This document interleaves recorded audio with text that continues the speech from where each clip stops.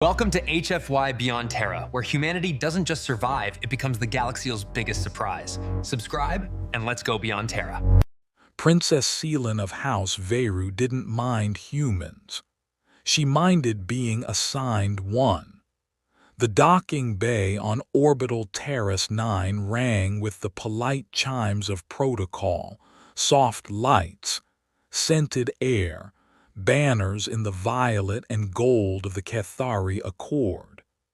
Seelan stood as she had been taught since hatch day, chin lifted, throat frill relaxed, palms open to show she carried no ceremonial blade. Her retinue formed a crescent behind her, silk robes and lacquered armor, their bioluminescent sigils pulsing in careful cadence. And at her left, exactly 3 paces back, because the human insisted on line-of-sight coverage, stood her escort.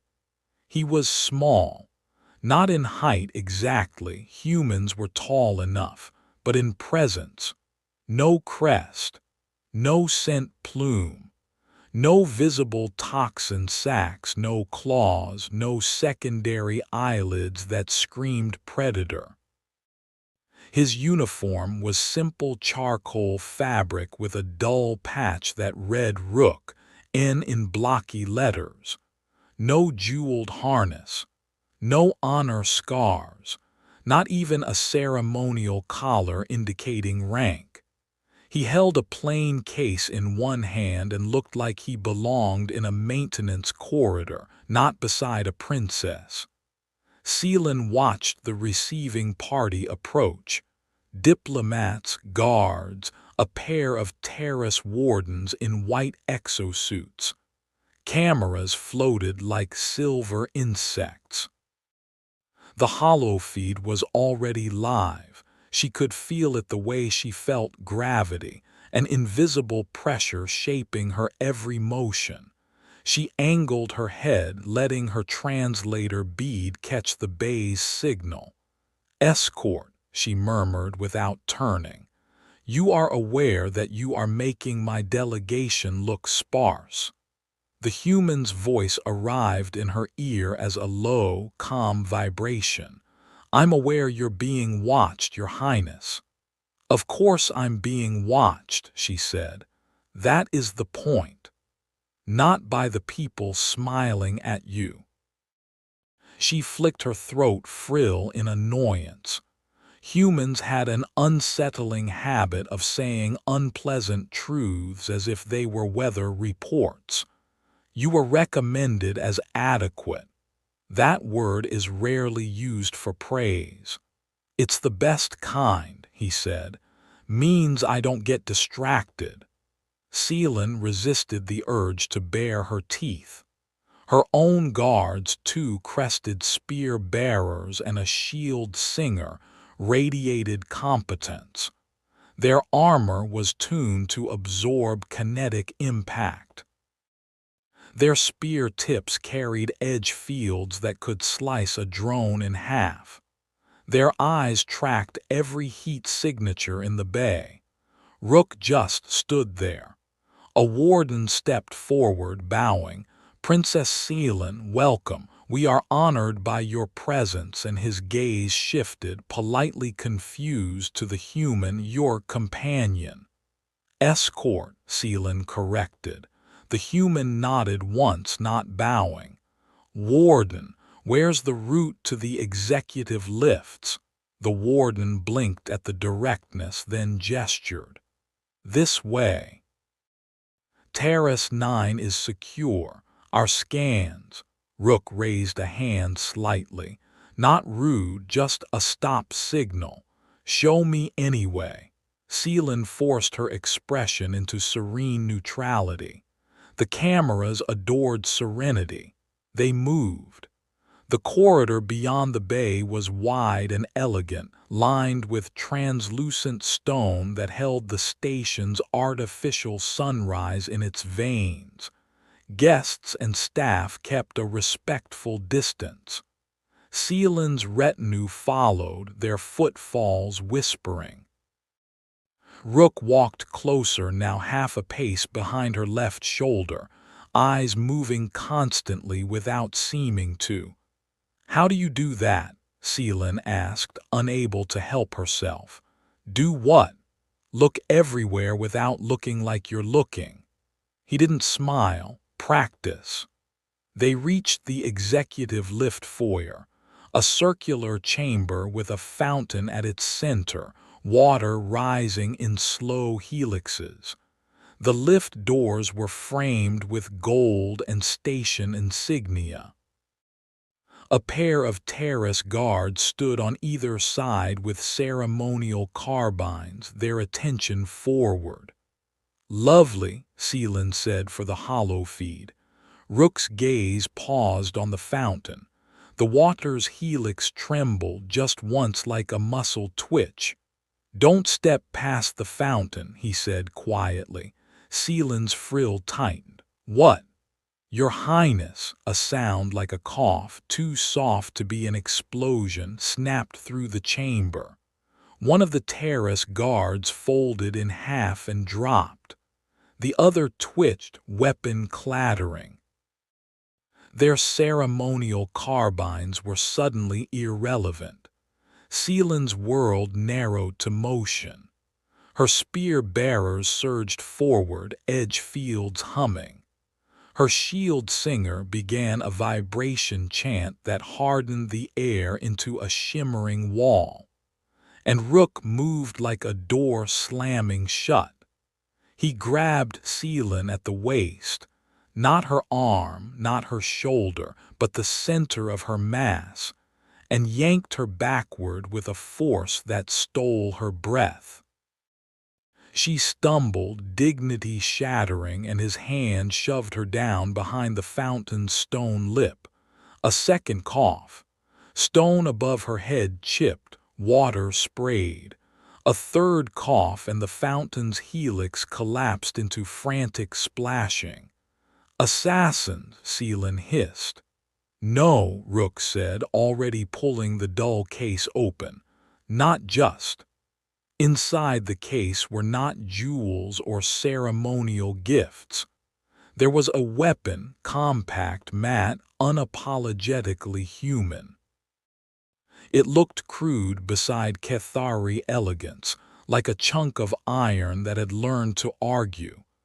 Rook checked it with a series of tiny movements too quick for her eyes to follow. 12, he murmured, as if counting clouds. "How could you know?" "Your guards are already dead if you stand up," he said, not cruel, certain. "Stay down." Seelin's spear bearers hadn't died yet. They were fighting. She could hear the crackle of edge fields as they tried to triangulate a shooter they couldn't see. One lunged toward a column, his spear sliced empty air. His crest flared in fury. Then his head snapped sideways and he dropped without a sound. The shield singer's chant faltered. A blur crossed the chamber, something thin, fast, almost invisible. The singer jerked, hands clawing at his throat, and fell. Seelin's stomach turned cold. Her body wanted to flee. Her training demanded she remain. Rook leaned close enough that she could smell him. Clean fabric, faint metal, the bitter edge of adrenaline. "They're using suppressed darts," he said. "Probably neurotoxin. You're the target, but your people are obstacles." "Why 12?" Seelin whispered. "Because they don't want to fight," he answered. "They want certainty." Another cough, another chip of stone.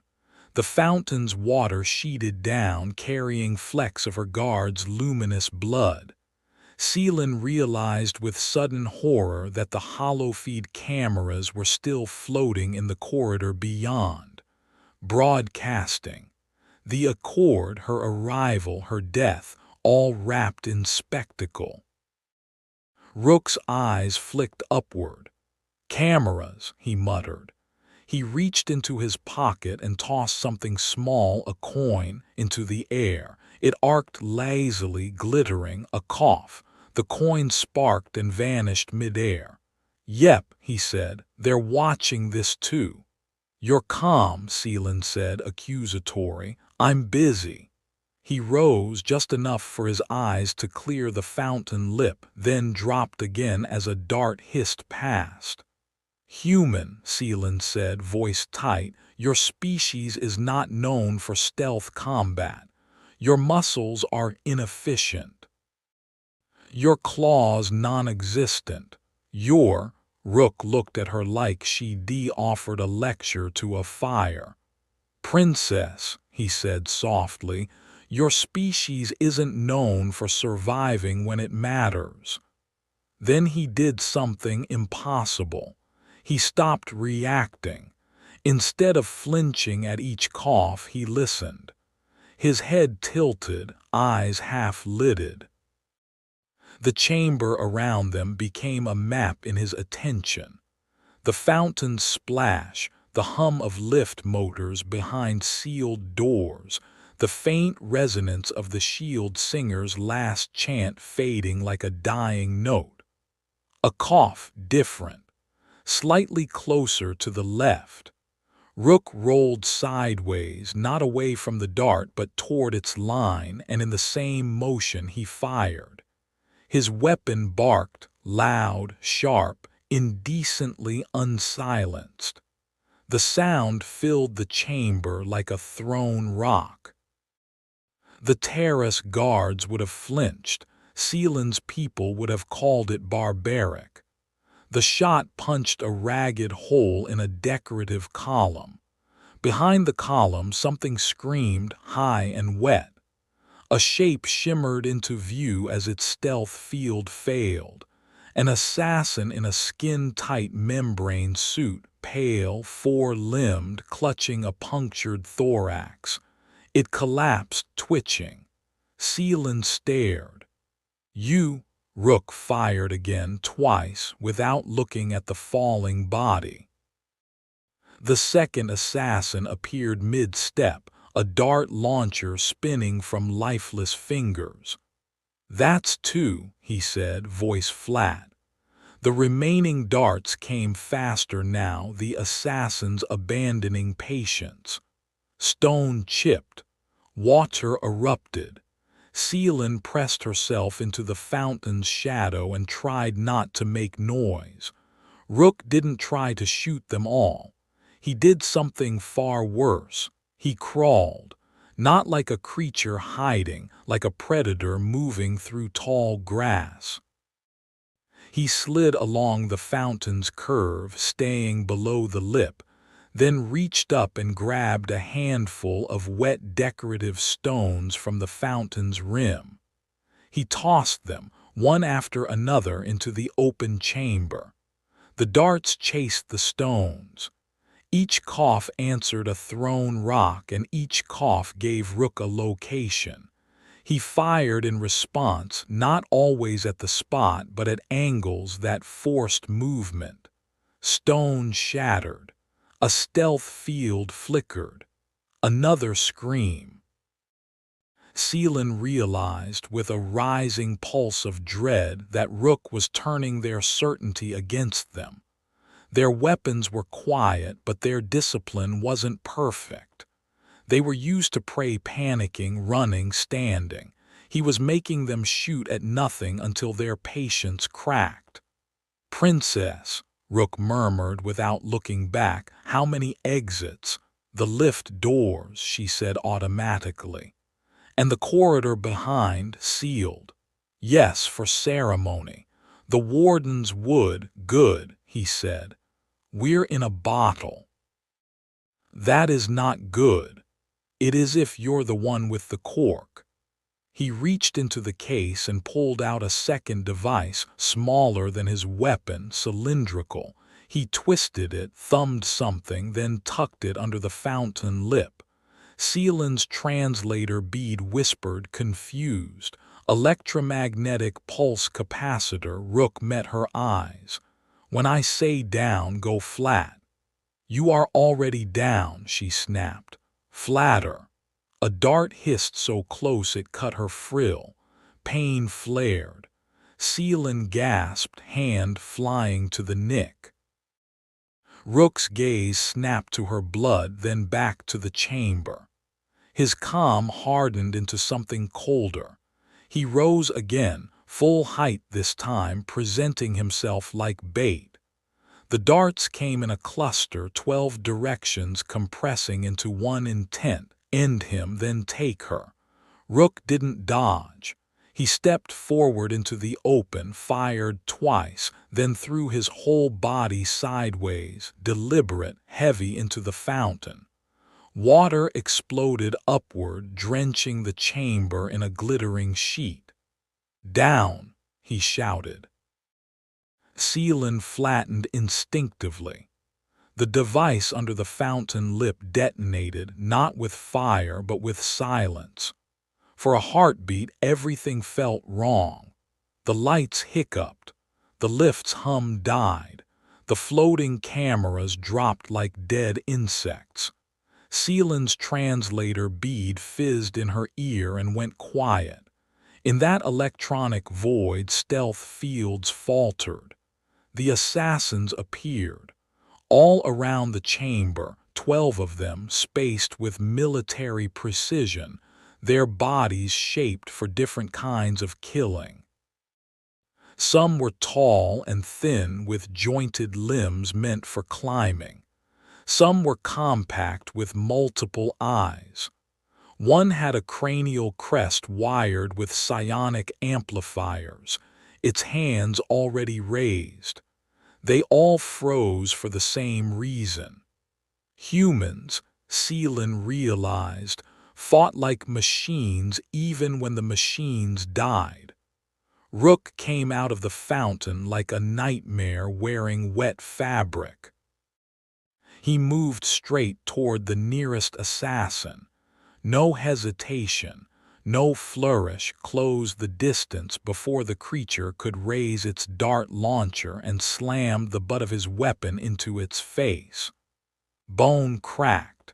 The assassin dropped. Another lunged with a mono-edge blade.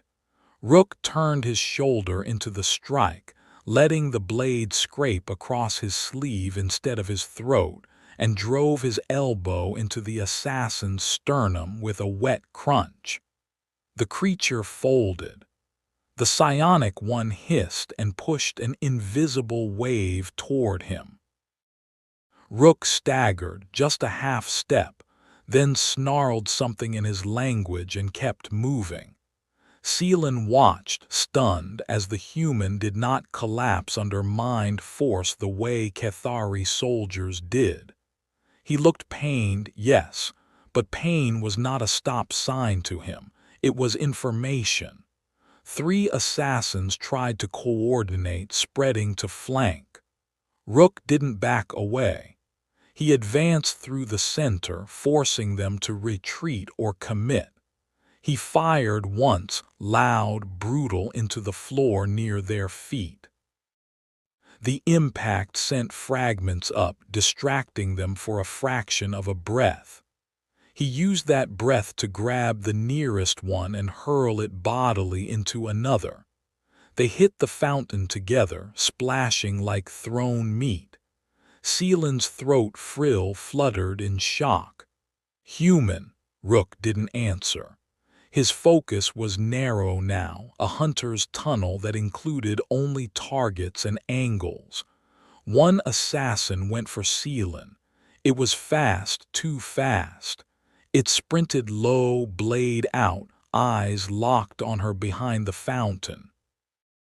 Seelan's hands reached for her ceremonial knife, useless against a professional killer. Rook saw it and did something she would never have expected from the useless escort. He dropped his weapon. For half a heartbeat, Seelan thought he'd made a mistake. Then he sprinted. Humans ran differently than Cathari, less grace, more relentless momentum. Rook crossed the chamber in a blur of wet boots and raw intent. The assassin slashed at him mid-run. The blade bit his forearm, blood sprayed. Rook didn't slow. He crashed into the assassin, wrapped both arms around it like a lover, and drove them both into the fountain's stone edge. The impact sounded like a cracked hull plate. The assassin's blade clattered into the water. Rook held the creature's head under the fountain's shallow basin until it stopped moving. Seelan swallowed, frill tight. That wasn't elegance. That wasn't honor. That was survival. The remaining assassins hesitated. In that hesitation, Seelan saw their error. They had expected a predictable fight. They had expected a guard to protect a princess by standing between her and harm, trading blows, dying nobly. This human was not noble, he was efficient. Two assassins tried to retreat toward the corridor. Rook snatched his dropped weapon from the water and fired twice, catching one in the back. The other dove behind a column. Rook didn't chase immediately. He glanced at Seelan.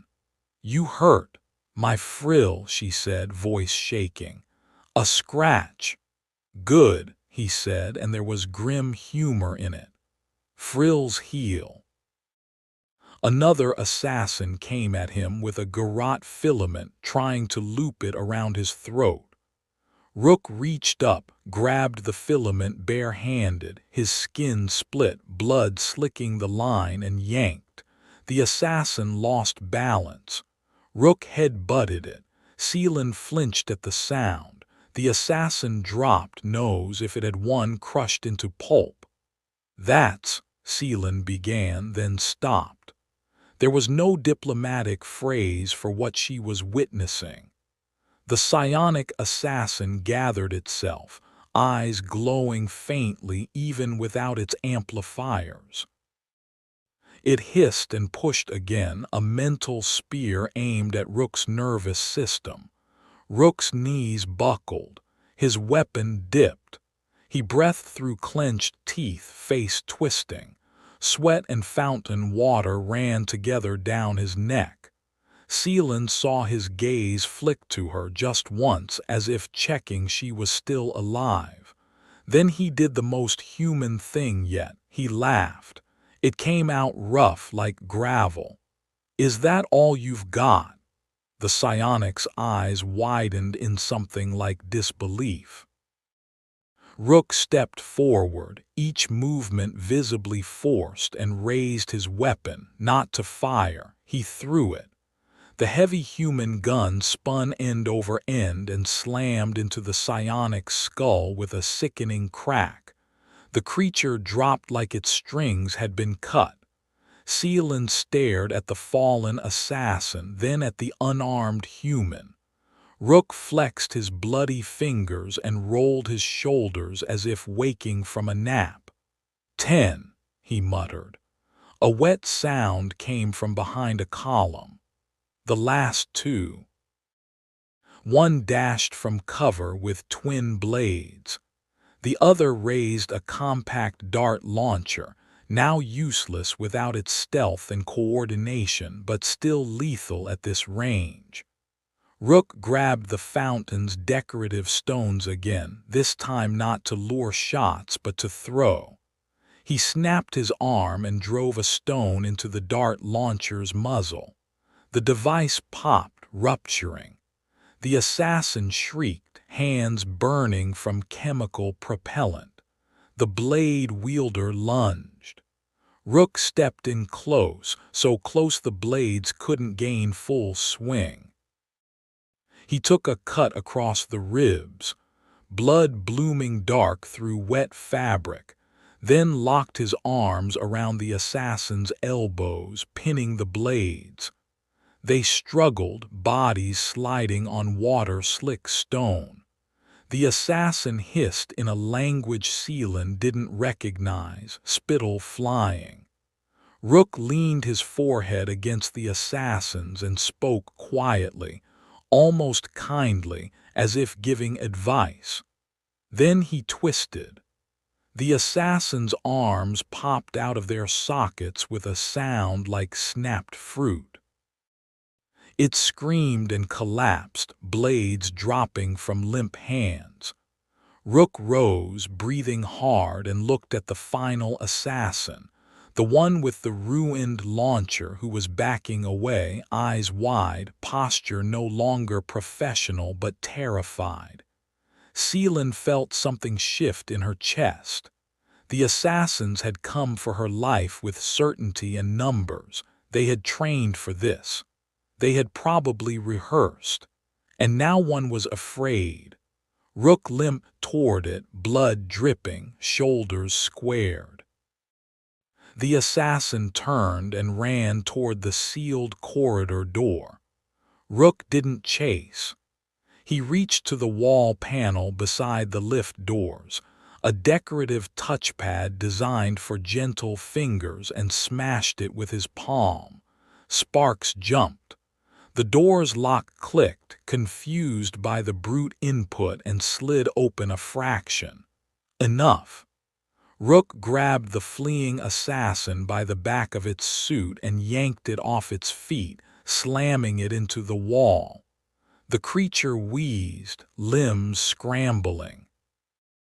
Rook held it there with one hand, the other raised as if about to strike again. "Wait!" Seelan shouted, the word raw even without her translator. Rook froze, head turning slightly toward her. Seelan forced herself to stand, legs trembling, water dripping from her robes. She took one step forward, then another, until she could see the assassin's face clearly, eyes bright with panic. "Who sent you?" she demanded, voice carrying authority even without amplification. The assassin choked, then rasped a name in broken Cathari. "House Sauron, the accord must fail," Seelan's frill flared. "House Sauron, rivals, opponents to peace." If she died on camera, the Cathari Senate would scorch the human delegation in revenge, and war would bloom like mold. She looked at Rook's bloodied hand around the assassin's throat. "That is enough," she said, forcing steadiness. "We have the confession." Rook's eyes were dark and sharp. "You sure?" "Yes." He held the assassin a moment longer, as if weighing the cost of mercy. Then he released it. The assassin collapsed, coughing, clutching its bruised neck. It didn't run. It didn't even look at Seelan. It stared at the human like prey staring at fire. Station alarms finally began to wail late, embarrassed by their own delay. Emergency lights flickered. Doors down the corridor thudded as security teams mobilized. Seelan's retinue, what was left of it, huddled behind her, shaken and bleeding. Her spear bearers lay still. Her shield singer's luminous blood had dulled on the stone. Seelan's gaze returned to Rook. He stood in the center of the chamber amid water and corpses, soaked through, face bruised, one arm bleeding freely where the blade had kissed it. His breathing was controlled again, already smoothing the violence into a report he would file. "You," she said, voice low, "are not adequate." He blinked, as if unsure whether she was insulting him. Seelan stepped closer, ignoring the slick stone and the horror around them. She studied him, this plain human who had looked like a corridor worker and fought like a storm. "What are you?" she asked. Rook glanced at the dead assassins, then at the fallen cameras. "Tired," he said. Seelan's frill fluttered, half laughter, half disbelief. "No, your designation." He hesitated, as if the answer was heavier than his weapon. Then he reached into his uniform and pulled out a thin strip of metal, a dog tag. One side had his name. The other held a simple engraving in the human script and Cathari translation. Cornerstone Security Detachment. Seelan read it, then looked up. Cornerstone, she repeated. Like the first stone in an arch. Rook nodded once. The one that keeps it from collapsing. Seelan stared at him, at the blood, the bruises, the quiet focus that had never once asked the universe for permission to survive. She had thought humans were fragile because they did not advertise their weapons. He had been wrong. Humans were fragile the way glass was fragile, easy to break. Yet when they shattered, they became edges. Security teams flooded in, shouting in multiple languages, weapons raised. Someone tried to push past Rook to reach Seelan. He shifted half a step, and the person stopped instinctively as if recognizing a predator's claim. Seelan lifted her chin again, reclaiming posture, though her hands still trembled. She faced the nearest warden, voice ringing in the chamber. "Record this," she said. "Send it to the Senate. Send it to House Sorin. Send it to every border fleet. The Cathari Accord stands." Then she turned slightly, letting her gaze fall on Rook in a way the cameras, fallen as they were, could never capture properly. "And the humans," she added, "are not to be underestimated again." Rook exhaled, almost a sigh. "Appreciate that, Your Highness." Seelan's frill relaxed, the closest her species came to a smile. "Escort," she corrected softly, "walk with me." He retrieved his weapon from the fountain with practiced hands, checked it, and fell into step beside her. This time, Seelan did not feel embarrassed by his plain uniform. This time, she felt safer. As they left the ruined lift chamber behind, Seelan realized something else, something that would change how she spoke about humans in every council chamber for the rest of her life. 12 assassins had come with certainty. One human had met them with refusal. And refusal, she now understood, was the most dangerous weapon in the galaxy.